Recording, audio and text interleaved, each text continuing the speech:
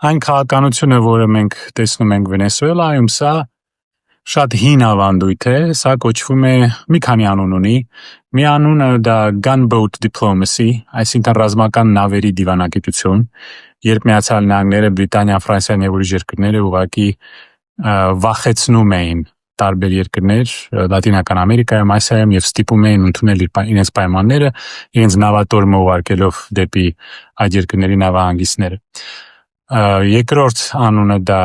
big stick diplomacy, մեծ փայտի դիվանագիտություն, մի արտահայտություն, որը օգտագործել էր Տեդի Ռուզվելտը, Միացյալ Նահանգների նախագահը 20-րդ դարի սկզբին,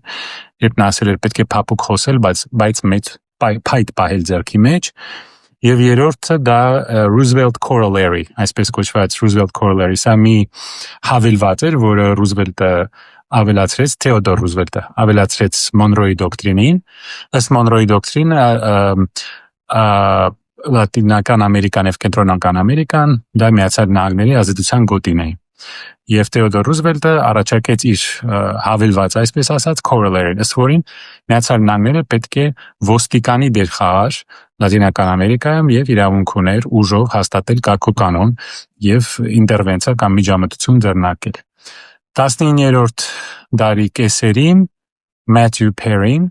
սա այն Matthew Perry-ն չէ, ում մենք ճանաչում ենք Friends սերիալից, բավականին հայտնի, շատ լավ դերասան, ոգին լուսավորի 90-ական թվականների սերիալից, դա մի ուրիշ Matthew Perry-ն է, դա Միացյալ Նահանգների նավատորմի հրամանատար Commodore Matthew Perry-ն էր, որը 19-րդ դարի կեսերին ուժով ստիպեց, որ Ճապոնիան իր շուկաները բացի Միացյալ Նահանգների առևտրի համար։ Նույն մեթոդով չինացիներին ստիպեցին անգլիացիները եւ ֆրանսիացիները օպիումի պատերազմի ժամանակ 19-րդ դարում ուժով իրենց նավատորմով ստիպեցին, որ չինացիները գնեն Անգլիայի գաղութներից Հնդկաստանից բերված օպիումը, այսինքն թմրանյութերը զոռով վաճառում էին չինացիներին։ Եվ 20-րդ դարի սկզբին շատ տասնյակ դեպքեր կան, երբ Միացյալ Նահանգները միջամտում էր օրինակ Դոմինիկյան Հանրապետությունում, Հայիտիում, Կուբայում, նույն Վենեսուելայում համարյա 150 տարի առաջ, տասնյակ ուրիշ երկրներում, Գոնդուրասում, Նիկարագուայում, եւ այս քաղաքականությունը շարունակվում էր մինչև երկրորդ համաշխարհային պատերազմ։ Դրանից հետո արդեն Սառը պատերազմի ժամանակ ուրիշ միջամտության դեպքեր կային, որոնց մասին մենք խոսենք։ Բայց սա նշանակում է, որ այո, մենք պաշտոնապես ընդունում ենք, որ չկա ոչ կարգ, ոչ կանոն, ոչ միջազգային օրենք, ոչ էլ միջազգային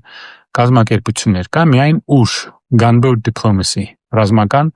նավերի քաղաքականություն եւ big stick, մեծ փայտ, այսինքն ուժ։